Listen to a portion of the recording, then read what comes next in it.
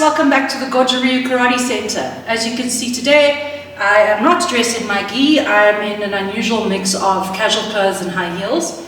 Today, myself and Claire are going to be looking at doing karate in high heels. A, for the lolsies, and B, to see the practical applications of wearing heels and the impractical aspects of it. These are super high. I would never wear these out. I wear these maybe once every 2 years to go to a wedding, at best. But I would, in a fight, I don't know if I'd keep these on, but I would probably take them off and use them as weapons. So when we talk about high heels, it's important to remember their origins. So something similar to this was invented by Persian cavalry in 10th century BC. The earliest date we have of someone wearing heels is 870, if I remember correctly. And they were designed so that cavalrymen could stand in their stirrups and fire accurately. And then eventually became a status symbol for men of virility and power and wealth. Because if you could afford a horse, you were wealthy. So men would wear their heeled boots in public. Then the Sun King, Louis XIV, introduced the heel as a fashion item. And the bigger and redder the heel was, the more virile, more powerful the man was. As with so many things, the minute women started wearing heels, men stopped wearing them. There's a term for it, it's called male flight. So when women join something like nursing or cheerleading or coding, it becomes seen as a female job and therefore less valuable. High heels then turned into being a fashion icon for women. Although we did see briefly in the 80s with David Bowie and Prince wearing heels and reintroducing that. So Claire and I are going to get to it, and let's start with some kata. Unison high heel kata. Yeah. I think it's worth noting that you and I have not rehearsed this. Yeah. In classical GRKC style, nothing is ever rehearsed. Right. Geksarani.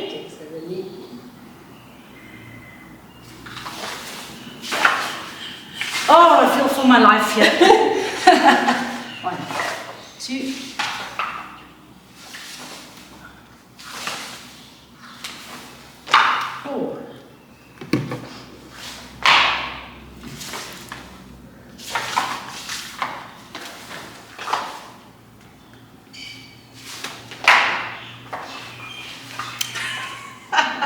We'll definitely do a couple of takes, yeah, no.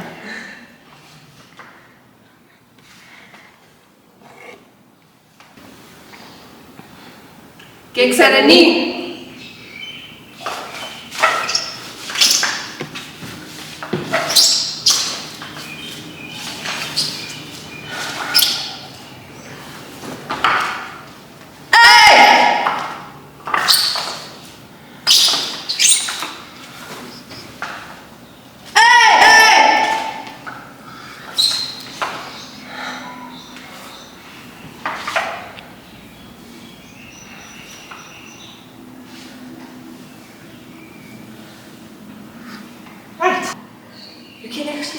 You can slide in. Let's check me out. Scratch the floor. Oh, I didn't even think about whether we're going to scratch the floor. Uh-oh. Okay. That's okay. We can buff it out. I'll go get some Mr. Min. No. I shall do Cypher now. Cypher!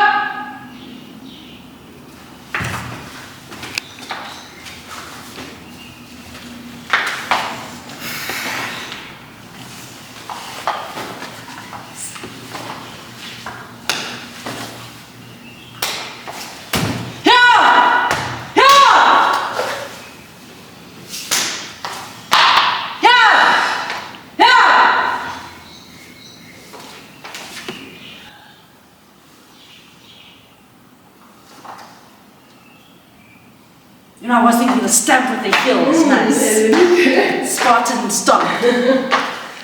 You know, as a change in training and a variation in your kata, even if you don't own heels, doing kata in shoes is important as a variation in your kata because you might not always be barefoot. And yes, you're not going to do kata in a fight, but the movements in kata are the building blocks of your fighting techniques. So it's important to try both. And even if you just need a break in your training. We're going to put our heels back on and we're going to do a little bit of Randori, a little bit of Kumite for funsies. I'm going to die. Come back with your shield or on it.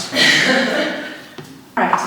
Onegaishimasu, Claire. Should we start with Randori? We'll go to Kumite later. We'll just have to be cognizant of the mics.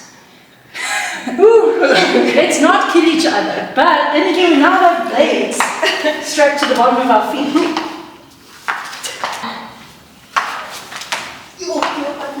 My favorite guillotine. This is a shake. I mean, use what you have. Right? And like that.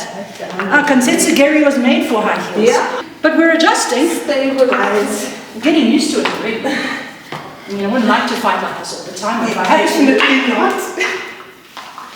We're naughty, keep going, I'm afraid. 32 degrees in here. Oh, well done, nice. Connected beautifully. So now, We'll do a little bit of kumite, a little bit faster, harder, yeah, punching properly, and yeah, not as close range as Randori. Not my strong suit, I much prefer Randori, but let's have some fun with high heels. you see, it becomes Randori. We automatically default to Randori. Double MMA KO. Okay. Ah, my heel's coming off. I mean, it is a weapon. Yeah. I think with those, they come off easily, like Yeah. with the strap side. Yeah, so you wouldn't have time to take those off. This I could pull off and start fighting. You just balance with it again.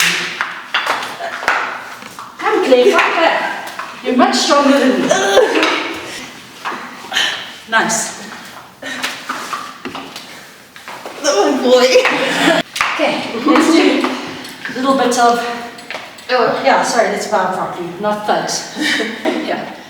Often when we think woman in high heels, we think going out, creeps in the club. I mean, statistically, you are more likely to be hurt by someone you know at home. But if you're out in high heels, where are you? Club, wedding, work? Work, yeah, Work. actually. Especially if you work in a very formal industry. So we'll do some self-defense in heels for our lady friends. I mean, obviously my first instinct having heels on is straight for the toe, but also I'm just going to donkey kick you into the groin with my heel. It gives me that extra bit of leverage. Yeah, hold nice and tight. Creepy guy won't let go. One, use the butt, use the heel, stomp, grab, ring that bell. Yeah, repeatedly until he lets go. Whatever you need. Yeah, whatever you need to do. The other one, yeah, there's always the throw. Obviously, most people don't know their throws well enough, but yeah, and it's risky. If it's just you and you cornered me in the closet, in the printing supplies closet at work, and I don't have to worry about other attackers, then I'm going to throw you into the wall or into shelving units or whatever. Unfortunately, we don't have big guys around, unless. Do you want to quickly call Shay and ask him if he wants to come dressed as he is to come help us with the video? Okay. Thank you. Yeah. No, we were thinking about self-defense scenarios for a lady in heels being harassed at work, and it doesn't really look very effective. If I attack Claire and I attack each other. So I don't know if you want to give guidance, you can grab me or Claire and just tell people what our options are. You know you like to. My first concern, if you're wearing high heels, balance and mobility is diminished. So understanding that you may break a heel and twist an ankle becomes kind of part of what you need to deal with. If you're attacked from the front, all general rules of self-defense. So if somebody is grabbing or or trying to muzzle up, obviously knee kick, these kind of things are important. But using the foot, so let's just change your feet around. Using the foot, stomp with the heel onto the bridge of the foot. Anybody who's done any kind of kabuto and has seen the bow foot strike, this is kind of devastating. You break the bones in the foot between the cuneiforms and the navicular bones and the tarsals. Incredibly painful because the bridge of the foot slowly collapses, and that's kind of painful.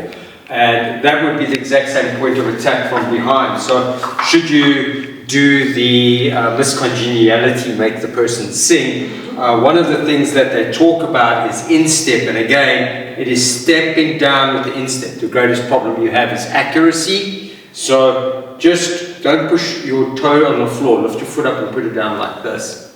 Yeah, pick your foot up like this, right? Oh, hi. Okay, and that way, even the heel gouging the foot is going to be rather, ouch. I was gentle, I didn't even... Okay, so that, never mind with power. Yeah, I know, that's nasty. So, anybody who's ever been stood on by a set of high heels, obviously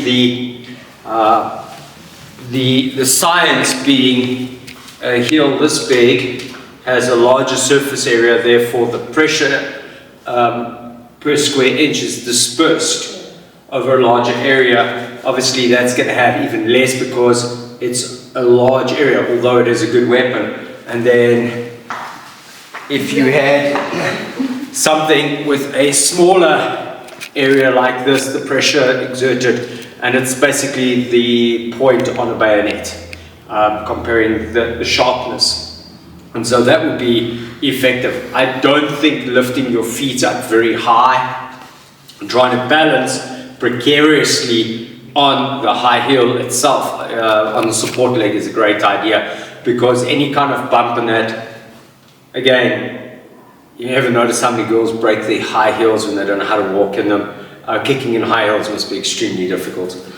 So lower strikes to the feet, those are good. Strikes to the groin are still good, but doing roundhouse kicks to the body and the head, these are impractical.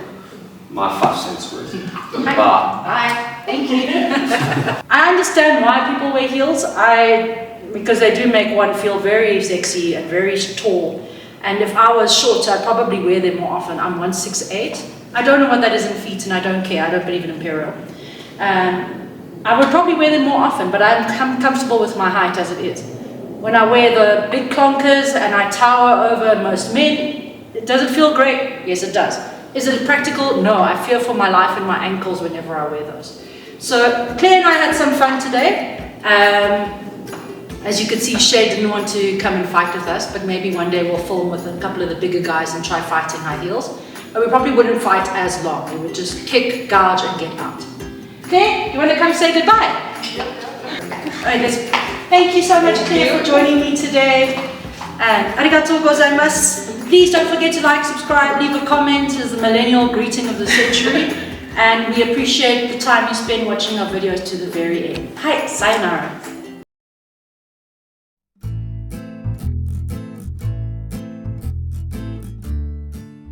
Glasses. Are they shining the boxes off? Because that's normally why I take my glasses. You can see. Yeah. I think it's better to go without them. I'll just be a bit blinky. Okay. Straight to the blooper reel. Yo, I can't believe how nervous just you. Yeah, I feel very. Yeah, because this is how you get used to making content. But you could do behind the scenes. You're in charge of BTS. Wow, okay. So, introduction. Welcome everybody. Welcome to the Goju Karate Center YouTube channel. And today we're joined in by Claire, Sensei Claire and Sensei Zoe. And me, one of the highest belts in the dojo. Well, no. Brown belts. You're going for black belt next year. Yeah, let's say that. Soon to be black belt. Like and subscribe before we get into the video, and let's go into it. There you go. Simple, you know? You just have to practice. Stop that.